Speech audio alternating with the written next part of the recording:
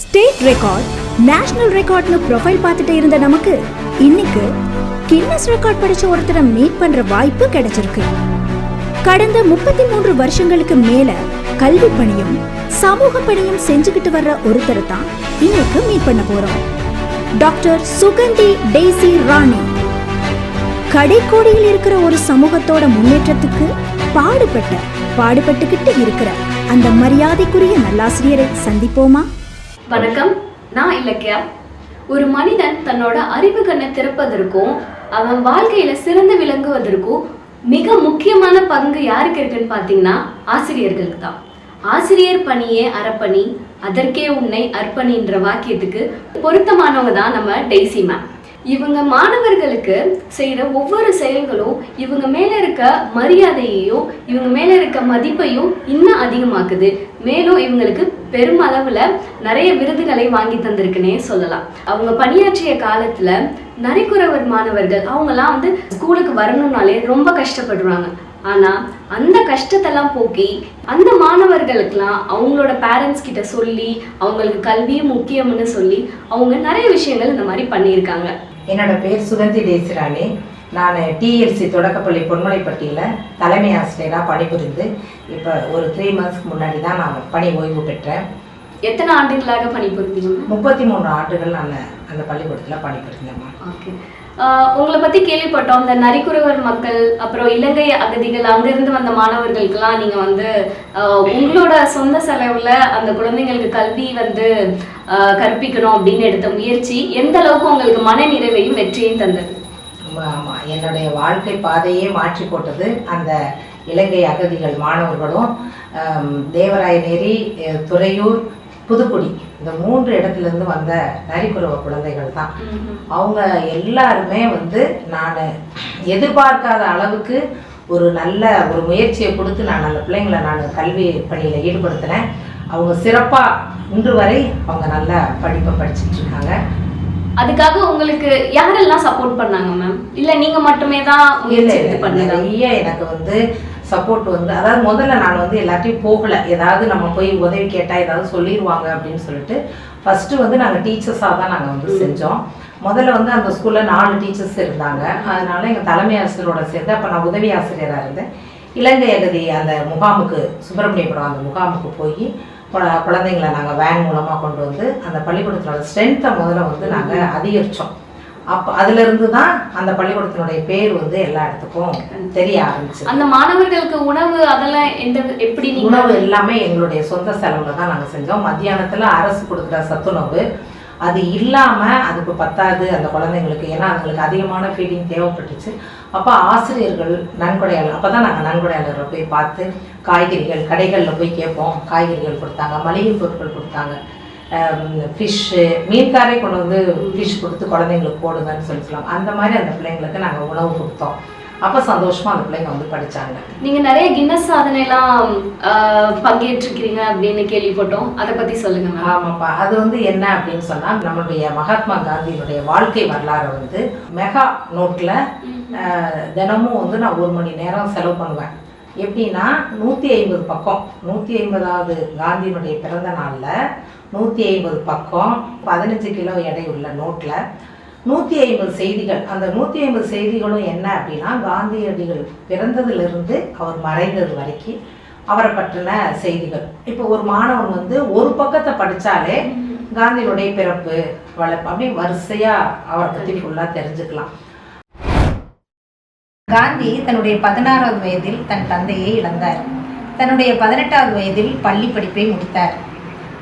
பவநகரில் உள்ள ஷாமல்தாஸ் கல்லூரியில் பட்டப்படிப்பிற்காக சேர்ந்தார். அவர் MK காந்தி என்றே கையெழுத்திடுவார். அது கையாலேயே நான் எழுதினேன். கட்டில் மேலே வந்ததை போட்டு நோட்டை வச்சு எழுதினேன். ஏன்னா அப்படி திருப்புறதே ரொம்ப ரொம்ப கஷ்டமாக இருக்கும். அவ்வளோ பெரிய நோட்டு டெய்லி அதை திறந்து அது என்னுடைய இரவு நேரத்தில் தான் நான் அந்த வேலையை நான் செஞ்சேன். இது இப்போ எல்லா பள்ளிக்கூடங்களுக்கும் நான் கொடுக்கணும்னு முடிவு பண்ணியிருக்கேன். பிள்ளைகள் ஒவ்வொரு நாளும் ஒரு பக்கத்தை படிக்கும் பொழுது காந்தியடிகளுடைய பிறப்பிலிருந்து இறப்பு வரை பல்வேறு செய்திகளை தெரிந்து கொள்வாங்க. நம்முடைய நாட்டுக்காக பாடுபட்ட நம்முடைய மகாத்மா காந்தியடிகளை பற்றி இன்றைய சமுதாயம் முக்கியமாக குழந்தை பருவத்திலிருந்தே மாணவர்கள் தெரிந்து கொள்ள வேண்டும் என்பது எனது விருப்பம். ஆகவே இந்த புத்தகத்தை படிக்கும் பொழுது மாணவர்களுக்கு ஒவ்வொரு பக்கத்திலும் அவருடைய சுயசரிதையை தெரிந்து கொள்ள முடியும். அதற்காக எழுதப்பட்ட இந்த நோட்டானது கிண்ண சாதனையை எட்டியுள்ளது என்பதை கூறுவதில் மிகவும் நான் பெருமைப்படுகிறேன். குழந்தைங்களுக்கு பிளேவே மெத்தட்ல வந்து நீங்க சொல்லி கொடுக்கறதுல சிறந்த ஆளுன்னு கேள்விப்பட்டோம். எப்படி இப்ப இருக்க குழந்தைங்களுக்கு கண்டிப்பா அந்த விதத்துல தான் சொல்லி கொடுத்தாதான் புரியும்னு நினைக்கிறேன். அதுல உங்களோட எக்ஸ்பீரியன்ஸ் சொல்லுங்க. ஆமாப்பா, குழந்தைங்க வந்து இப்போ விளையாட்டு முறையில் படிக்கணும் தான் விரும்புகிறாங்க. அதுங்களை வந்து சின்ன குழந்தைங்களை வந்து குறிப்பிட்ட நேரம் தான் ஒரு இடத்துல உட்கார வைக்க முடியும். அதுவும் இந்த குழந்தைங்க நம்மளுடைய மலைவாழ் குழந்தைகள் எப்படின்னா துருன்னு இருப்பாங்க, ஓடிட்டே இருப்பாங்க. ஸோ அவங்கள ஒரு இடத்துல உட்கார வைக்கணும்னா அவங்கள வந்து நம்ம அட்ராக்ஷன் பண்ணணும். ஸோ நான் என்ன நினச்சேன் அப்படின்னா, நிறைய பிளேவே மெத்தடை வந்து அதுங்களுக்கு கொடுத்து மீன் அந்த காந்தத்தை வச்சு மீன் பிடிக்கிற மாதிரி, அப்புறம் இதில் போர்டில் எழுதி போடுறதை விட்டுட்டு சிவர்லேயே ஃப்ளாஷ் கார்டெல்லாம் வச்சு எல்லாம் அதுங்களுக்கு பண்ணால் அது வித்தியாசமாக இருக்கும். அது வந்து நானே நடத்துகிறேன், ஒரு பாடம் நடத்துகிறோம் அப்படின்னு தெரியாமல் குழந்தைங்களை அதில் ஈடுபடுத்தி அவங்களே கேள்வி கேட்கணும், அடுத்த குழந்தைங்க பதில் சொன்னேன் அப்படின்றப்ப 2 பேர் நான் அது ஏதாவது தவறு செஞ்சால் நான் வந்து சொல்கிறது. அப்போ எல்லாரோட இன்வால்மெண்ட்டும் இருக்கணும். அப்போ டீச்சரே நடத்திட்டு இருக்கிறத விட குழந்தைகளுடைய செயல்பாடு தான் வந்து இதில் அதிகமாக இருக்கும் நாங்கள் சொல்லி கொடுக்குற அந்த மெத்தடில். ஸோ முதல்ல கிளாஸ் ரூம் சரௌண்டிங்ஸை வந்து நான் மாற்றேன். நிறைய நல்ல கலர் பெயிண்டிங் கொடுத்து அதுகளுக்கு பிடிச்ச மரங்கள், இது அனிமல்ஸு, பேர்ட்ஸு, படங்கள் எல்லாமே வந்து பெயிண்டிங்கில் வந்து கிளாஸ் ரூமை நான் முதல்ல மாற்றுறேன். அப்போ நிறைய எங்கே போனாலும் எந்த ஊருக்கு போனாலும் நான் வந்து ஒரு ஸ்டேட் ஆர்பியாக இருக்கிறனால நிறைய பொருட்களை வாங்கிட்டு வருவேன். வாங்கிட்டு வந்து எந்தெந்த ஸ்டேட்டில் என்னென்ன கிடைக்குதோ அதெல்லாம் ஸ்டூடெண்ட்ஸ்க்கு பிடிச்ச மாதிரி கொண்டு வந்து அதுங்களுக்கு அங்கே வைக்கும் பொழுது முதல்ல சுதந்திரமான கற்றல் இருக்கும் வகுப்பறையில். அப்படி இருக்கும் பொழுது பிள்ளைங்க சந்தோஷமாக படிப்பாங்க. அதில் பொம்மலாட்ட பயிற்சி வந்து நான் டெல்லியில் 17 நாள் நான் எடுத்தேன். CCRTன்ற சென்ட்ரல் கவர்மெண்ட்டோட இதில் இன்ன வரைக்கும் எனக்கு வந்து அந்த பயிற்சி வந்து நான் எல்லா ஆசிரியர்களுக்கும் கொடுத்துட்ருக்கேன். அதுக்காக எனக்கு வந்து இன்டர்நேஷ்னல் அவார்டு கூட கிடைச்சது. குளோபல் ஜியான் அகாடமி மூலமாக பெஸ்ட் ட்ரெயினர் அவார்டு கிடைச்சது. லாஸ்ட் அக்டோபர் எனக்கு கிடைச்சது. அதனால அந்த மாதிரி நம்ம நிறைய டீச்சர்ஸ் ட்ரைனிங் எடுத்துக்கிறப்ப இந்த மாதிரி குழந்தைங்களை வந்து உற்சாகப்படுத்தும். ஒரு பெண்மணியா இருந்துட்டு தன்னை தானே இந்த மாதிரி செயல்லாம் செய்யணும் அப்படின்ட்டு நீங்க பண்றது வந்து மற்ற பெண்களுக்கும் வந்து ஒரு ஆர்வமாகவும் மற்ற டீச்சர்ஸ்க்கும் இந்த மாதிரி நம்மளும் பண்ணலாமே அப்படின்ட்டு உங்களை உதாரணமா எடுத்து பண்றதுக்கு ரொம்ப முக்கியமாகவும் ரொம்ப ஒரு நல்ல உதாரணமா நீங்க இருக்கீங்க மேம். ரொம்ப சந்தோஷம் மேடம். எனக்கு என்னன்னா எல்லா பெண்களுமே எது 2 இப்போ எப்படி நமக்கு 2 கண்ணு எவ்வளோ நமக்கு வந்து ஒரு முக்கியத்துவம் இருக்கும், அது மாதிரி இந்த தன்னம்பிக்கையும் விடாமுயற்சியும் நம்மகிட்ட இருந்தா யாரா இருந்தாலும் வாழ்க்கையில வெற்றி பெறலாம். அது வந்து இன்னைக்கு நம்முடைய பெண்களுக்கு வேணும். இன்னைக்கு நிறைய பேர் சோர்ந்து போயிடுறாங்க. நம்ம இவ்வளோலாம் செய்யறோம், நம்மளை வந்து கிடைக்க மாட்டேங்குதுன்னு நிறைய பேர் அப்செட் ஆகி என்னென்னமோ முடிவு எடுக்கிறாங்க. அது வந்து இருக்கக்கூடாது. நான் நிறைய காலேஜஸ்க்கும் போவேன், கவுன்சிலிங் கொடுப்பேன் ஸ்டூடெண்ட்ஸ்க்கு. அப்பெல்லாம் இதான் சொல்லுவேன், இது 2 தான் நமக்கு, வேற எதுவுமே வேண்டாம். நமக்கு பணமோ இது இருந்தால் எல்லாமே நம்மளை தேடி வரும். இன்னைக்கு நான் வந்து வெற்றி பெற்றேன். என்னோட கணவர் வந்து 2007 இறந்துட்டாங்க. அவர் எனக்கு ஃபுல் சப்போர்ட்டாக இருந்தார். எனக்கு கல்யாணம் ஆகி தான் படித்தேன் நான் டீச்சர் ட்ரைனிங்கே. அவ்வளோ சப்போர்ட் வந்தாங்க. அப்போ இன்னைக்கு நான் இருக்கேன் அப்படின்னா எனக்கு 2 குழந்தைங்க, 2 பேரோட நான் வந்து இந்த அளவுக்கு நான் உயர்ந்தேன்னா அதுக்கு காரணம் வந்து தன்னம்பிக்கையும் விடாமுயற்சி தான். இதை நம்ம என்றைக்குமே விடக்கூடாது, எந்த வயசுலையும். இப்போ நான் ரிட்டையர் ஆகிட்டேன், அதுக்காக நான் வீட்டில் இருக்க மாட்டேன். என்னால் என்னெல்லாம் செய்ய முடியுமோ கண்டிப்பா உங்க பணி வந்து இந்த மக்களுக்கும் சரி இந்த குழந்தைகளுக்கும் சரி கண்டிப்பா தேவைப்படும் மேம். அதை வந்து எப்போதும் நீங்க விட்டுறாதீங்க. உங்களோட பணி தொடர்ந்து இதுலயே நான் பயணிக்கணும் கண்டிப்பா. ஏன்னா அந்த மாணவர் வளர்ந்து எங்களுக்கு ஒரு டீச்சர் இப்படி இருந்தாங்க இப்படி பண்ணாங்கன்னு சொல்லும் போது அதுதான் நம்ம நம்ம நம்ம இந்த உலகத்துல இல்லைனாலும் நம்ம பேர் வந்து இந்த உலகத்துல நிலைக்கும்ன்றதுக்கு உதாரணம். அதுதான் நிலையான சொத்து எனக்கு. பிரகாஷ், நீங்க இது சொன்னனால நான் சொல்றேன். பிரகாஷ்ன்ற ஒரு பையன் வந்து இலங்கை அகதிகளத்துல என்கிட்ட படிச்சான். 1 to 5th அவன் என்கிட்ட படிச்சான். இன்னைக்கு வந்து அவன் கனடால இருக்கான். ஆனா அவன் வந்து கல்யாணம் பண்றப்ப அவன் ஒய்ஃபை, நாளைக்கு கல்யாணம்னா முத நாள் ஒய்ஃபை கூட்டிட்டு வந்து எங்கிட்ட பிளஸ்ஸிங் வாங்கிட்டு சாப்பாடு அந்த குழந்தைங்களுக்கு வந்துட்டு பிள்ளைங்கிட்ட சொல்லிட்டு போனான், இந்த மிஸ்ஸால தான் நான் இன்னைக்கு அந்த ஊர்ல இருக்கேன், எனக்கு மேத்ஸும் இங்கிலீஷும் அவங்க தான் சொல்லி கொடுத்தாங்க. அதை நினைக்கிறாங்க பார்த்தீங்களா. நம்ம அந்த குழந்தை படிச்சு போனா மறந்துடுறோம், ஆனா அவன் நினைக்கிறான்.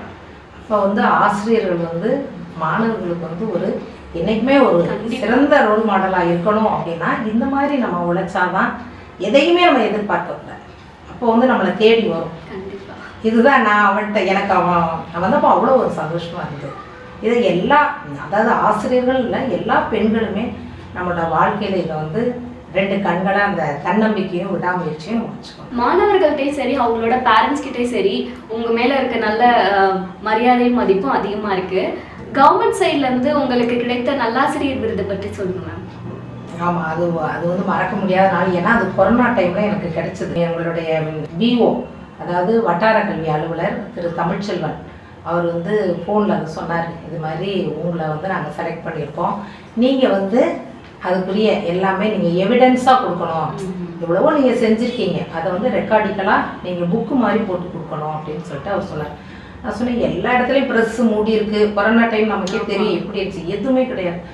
அந்த மாதிரி டைமில் உடனே நான் அவர் சொல்லிட்டு, அவர் எனக்கு தெரியாது நீங்கள் செஞ்சிடணும்னு 3 நாள், வெள்ளிக்கிழமை சொல்கிறாரு, வெள்ளி சனிங்க 3 நாளைக்குள்ளே நான் ஒரு ப்ரெஸ்ஸில் ஒரு வீட்டில் போய் உட்காந்து, அவர் சக்திவேல்ன்றவர் எனக்கு ரொம்ப ஹெல்ப் பண்ணார், நாகராஜன்றவங்கலாம் ரொம்ப ஹெல்ப் பண்ணி அந்த புக்கை உருவாக்குறது, அது ஈரங்காயாமல் அப்படியே நான் எடுத்துகிட்டு வந்தேன். என்னுடைய 25 வருஷம் சர்வீஸையும் அப்படியே படங்களை அது பண்ணி ரெக்கார்ட் பண்ணி அதை கொண்டு போய் நான் ஒப்படைச்சேன். அப்போ எனக்கு ஒரு இன்டர்வியூ நடந்தது.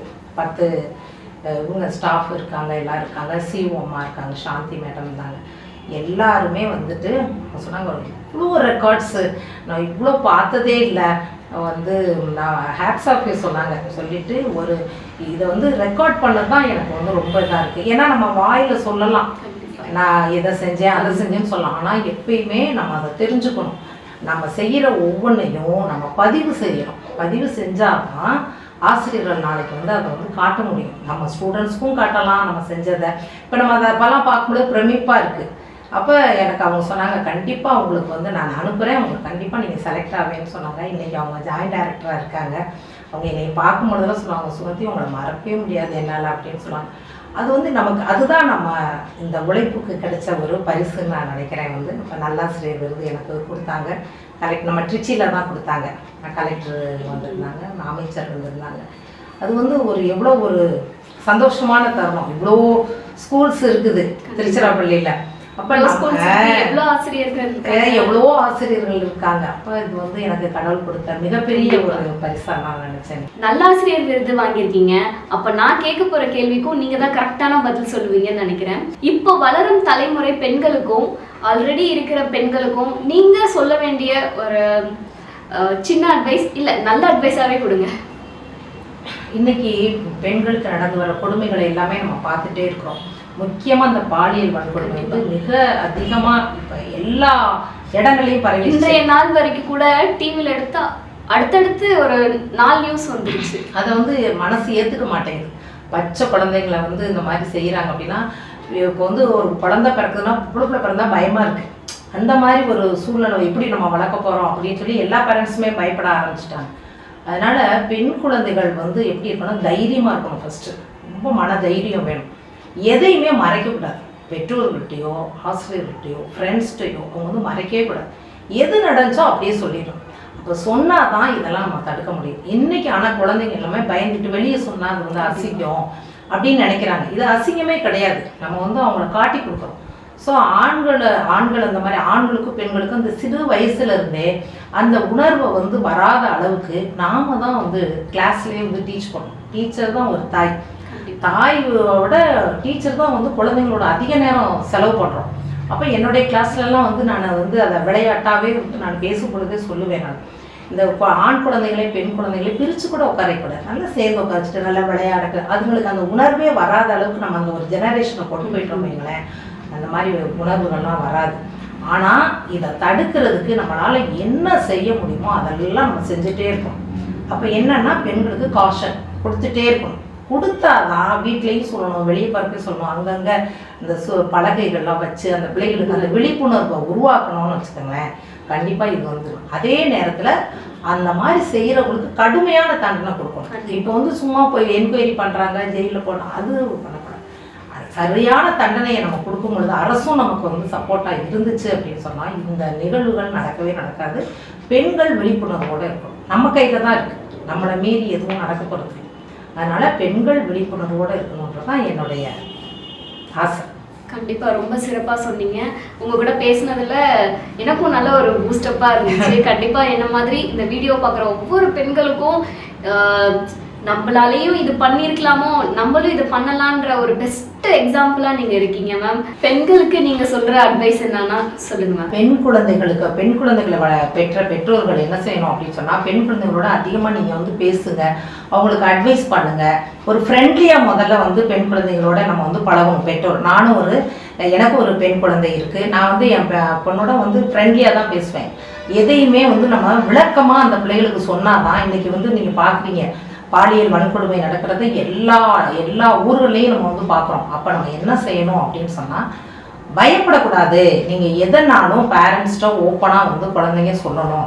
இதை ஆசிரியரும் என்ன செய்யணும் அப்படின்னு சொன்னால், வகுப்பறையிலையும் வந்து அந்த உணர்வு அந்த பிள்ளைகளுக்கு உருவாக்குனாதான் அந்த குழந்தைங்க வந்து என்ன செய்வாங்கன்னா பயப்பட மாட்டாங்க. எது நடந்தாலும் நீங்கள் ஷேர் பண்ணணும் ஃப்ரெண்ட்ஸ்டையோ இல்லை வந்து சக ஆசிரியர்கிட்டையோ. நீங்கள் வந்து ஷேர் பண்ணும் பொழுது உங்களுக்கு அந்த இதெல்லாம் வந்து தடை கிடைக்கும். உங்களுக்கு அந்த நிகழ்வே நடக்காத அளவுக்கு நம்ம என்ன செய்யறோம்னா பாதுகாப்பும் அந்த குழந்தைகளுக்கு நம்ம கொடுக்கணும். அது மட்டும் இல்லை, பெற்றோர்கள் என்ன செய்யணும் அப்படின்னு சொன்னால், ஒவ்வொரு நாளும் உட்கார்ந்து நீங்கள் காலையிலேருந்து ஸ்கூலில் என்ன நடந்துச்சு, எங்கே போனால் என்ன அப்படின்னு நீங்கள் பேசும் பொழுது தான் அந்த குழந்தை வந்து இயல்பாக அது வந்து உங்கள்கிட்ட பேசும். அதனால் பெற்றோர்கள் முதலாவது குழந்தைகளோடு அதிக நேரம் செலவு பண்ணுங்கள். ஆசிரியர்கள் குழந்தைகள்கிட்ட இருக்க அச்ச மனப்பான்மையை நீங்கள் போக்கிடுங்க. அவங்களுக்கு வந்து ஒரு பாரதி கண்ட புதுமை பெண்ணா இருக்கணும் அப்படின்னு நான் நினைக்கிறேன். இப்போ வரப்போற சமுதாயம் அப்படி இருந்தாதான் அச்சமில்லைன்னு அந்த பாடல் வரிகளை வந்து அந்த பெண்களுடைய மனசுல பதிய வச்சுட்டா, இப்போ வர்ற குழந்தைங்க நிச்சயமா எதிர்காலத்துல மிக சிறப்பாக இந்த பாலியல் வன்கொடுமை நீங்களுக்கு அவங்களே ஒரு முன்னுதாரணமா இருப்பாங்கன்னு நான் நினைக்கிறேன். ரொம்ப சிறப்பான அட்வைஸ் கொடுத்தீங்க மேம்.